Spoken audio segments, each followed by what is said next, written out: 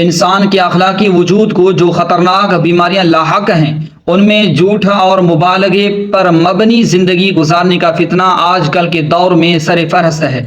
ایک وقت تھا کہ انسان کی زندگی کے نجی پہلو پوشیدہ رہتے تھے، مگر سوشل میڈیا اور ٹیکنالوجی کے دور میں اب کوئی چیز پرائیویٹ رہی نہیں۔ نتیجہ یہ ہے کہ انسان کی فیملی لائف، کام، کاروبار، سوشل انٹریکشن، دولت و سرمایہ وغیرہ سب ہی کی نمود و نمائش اب سوشل میڈیا پلیٹ فارمز پر ہو رہی ہے۔ آج میں نے کیا کھایا، کیا پہنا، کس سے ملاقات کی اور کن اہم لوگوں اور طاقتور حلقوں تک میری رسائی ہے، یہ سب کچھ اب سوشل میڈیا پر نشر ہوتا ہے۔ اس کا ایک نتیجہ یہ نکلا ہے کہ جعلی یعنی فیک لائف کا فتنہ اس وقت ہمارے معاشرے میں عروج پر ہے۔ فیک لائف کا مطلب یہ ہے کہ انسان بظاہر ایسا دکھائی دینے اور بننے کی کوشش کرے جو وہ دراصل ہے ہی نہیں۔ اگر انسان کے پاس معمولی درجے کا علم ہو مگر وہ تکلف سے کتابوں سے جزئیات تلاش کر کے دوسروں کے سامنے اپنی علمیت کی دھاک بٹھانے کی کوشش کرے، بہت زیادہ مال و دولت نہیں ہے تو انسان دکھلاوا کر کے فیک انداز میں خود کو امیر کبیر ظاہر کرے۔ اسی طرح اگر کسی شخص کے پاس اثر و رسوخ والا عہدہ و حیثیت نہ بھی ہو تو وہ جھوٹ بول کر دوسروں کو یہ تاثر دے کہ میں بہت طاقتور اور پہنچ والا ہوں۔ سوشل میڈیا کی فیک لائف کا ایک پہلو یہ بھی ہے کہ انسان مشہور شخصیات سے ملاقات کی تصویریں شیئر کر کے اپنے حلقہ احباب میں شیخیاں بگھارے کہ میرے تو بہت اوپر تک تعلقات ہیں۔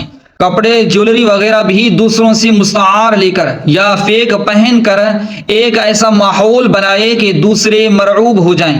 سوشل میڈیا کے دور میں یہ چلن اور بیماریاں ہمارے ہاں عام ہو گئی ہیں۔ نبی کریم صلی اللہ علیہ وآلہ وسلم نے شیخی بگھارنے والے کو پسند نہیں کیا ہے۔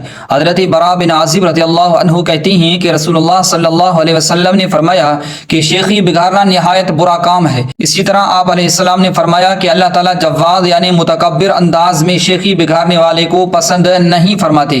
کسی زمانے میں جھوٹ پر مبنی ڈینگے مارنے اور شیخی بگھارنے والے کو معاشرے میں ذلیل اور کم تر سمجھا جاتا تھا، مگر سوشل میڈیا کے دور میں یہ کام ایک دھندے اور صنعت کا روپ دھار چکا ہے۔ فیک لائف اس انداز فکر کا عملی نمونہ ہے۔ اللہ کے بندے اور بندیاں اپنی زندگی کو سچ اور قول سدید کے گرد استوار کرتے ہیں۔ عزت جھوٹ بول کر اپنا رعب اور دبدبہ قائم کرنے میں نہیں ہے بلکہ سچ بول کر پرسکون ہونے میں ہے۔ فیک لائف کے سہارے جینے والے کو ہر وقت یہی خطرہ ہو رہتا ہے کہ کب میرا بھانڈا پھوٹ جائے گا۔ اسے یہ بھی یاد نہیں رہتا کہ کس کو میں نے کیا کہانی سنا کر اپنا مطلب نکالا تھا۔ نتیجہ یہ نکلتا ہے کہ ایسا شخص کچھ عرصے بعد جھوٹا اور فراڈی مشہور ہو جاتا ہے۔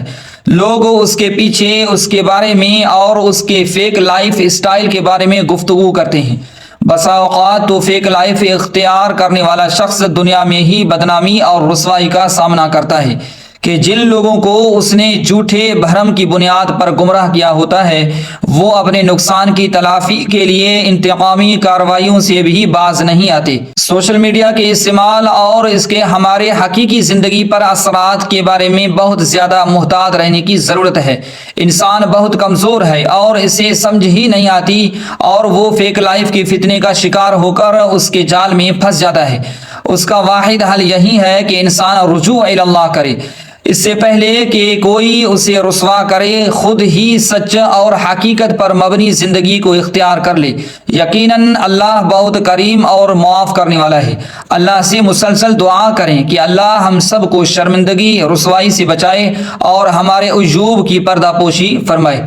السلام علیکم۔